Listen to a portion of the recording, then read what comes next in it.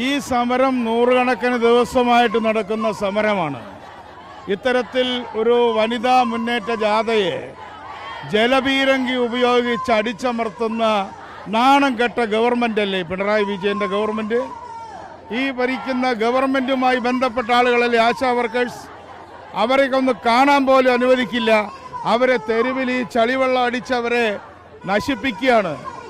അവർക്ക് ഇവരെ റിമൂവ് ചെയ്യണമെങ്കിൽ റിമൂവ് ചെയ്യാം, അല്ലെങ്കിൽ കാണാനുള്ള അനുവാദം കൊടുക്കാം. പക്ഷേ ഇവിടെ നിർത്തി ഈ സ്ത്രീകളെ മുഴുവൻ ഇത്തരത്തിലുള്ള ചളിവെള്ളം അടിച്ച് നശിപ്പിക്കാനാണ് ശ്രമിക്കുന്നതെങ്കിൽ ഇതൊക്കെ CPM ഭരണത്തിൻ്റെ അന്ത്യം കുറിക്കാൻ പോകുന്ന ഒരു സന്ദർഭമാണ്. മാസങ്ങളോളമായി സെക്രട്ടേറിയറ്റ് പടിക്കൽ നടന്ന സമരം ഒടുവിലാണ് വളരെ നേരത്തെ പ്രഖ്യാപിച്ച സമരവുമാണ്. മുഖ്യമന്ത്രി നേതാക്കൾക്ക് മുഖ്യമന്ത്രിയുമായി കൂടിക്കാഴ്ച അനുവദിക്കണമെന്ന ആവശ്യമാണ് അവർ ഉന്നയിച്ചത്. സമരം പ്രഖ്യാപിച്ചിട്ട് എത്രയോ ദിവസമായി, പോലീസിനറിയില്ലേ ഈ സമരം പ്രഖ്യാപിച്ചിട്ട് എത്ര ദിവസമായി? ഇപ്പൊ ബാരിക്കാഡുകൾ ചാടിക്കിടക്കാണ് അവര്. എവിടെയാണ് ഗവൺമെന്റ്?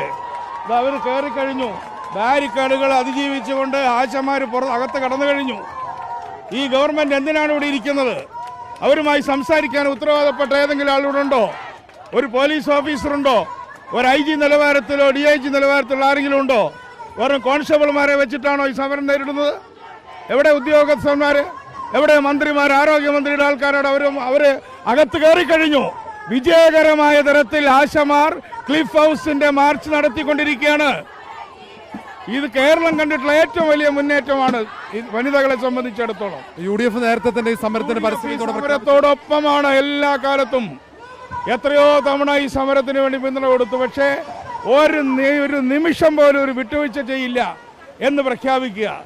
ഇപ്പോൾ ഇലക്ഷൻ വരുന്നു എന്ന് കണ്ടപ്പോൾ ഇപ്പോൾ ചില പ്രഖ്യാപനങ്ങളൊക്കെ തുടങ്ങുന്നുണ്ടല്ലോ. എന്നാൽ ആശയ്ക്ക് കൊടുത്തൂടെ? ഇപ്പോൾ വോട്ട് കിട്ടാൻ വേണ്ടി ചില പ്രഖ്യാപനം പോകുന്നുള്ള ആശയ്ക്ക് ഒരു 500 റുപ്യ, 1000 റുപ്യ, 2000 റുപ്യ കൂട്ടിക്കൊടുക്കാൻ ഈ ഗവൺമെന്റ് പറയുന്നുണ്ടോ? സമരങ്ങൾ ഇവർക്ക് പുച്ഛമാണ്. സമരങ്ങളോട് ഇവർക്ക് എന്തോ ഒരു അലർജിയാണ്. എന്ത് കമ്മ്യൂണിസ്റ്റ് പാർട്ടിയാണ് ഇവിടെ ഭരിക്കുന്നത്?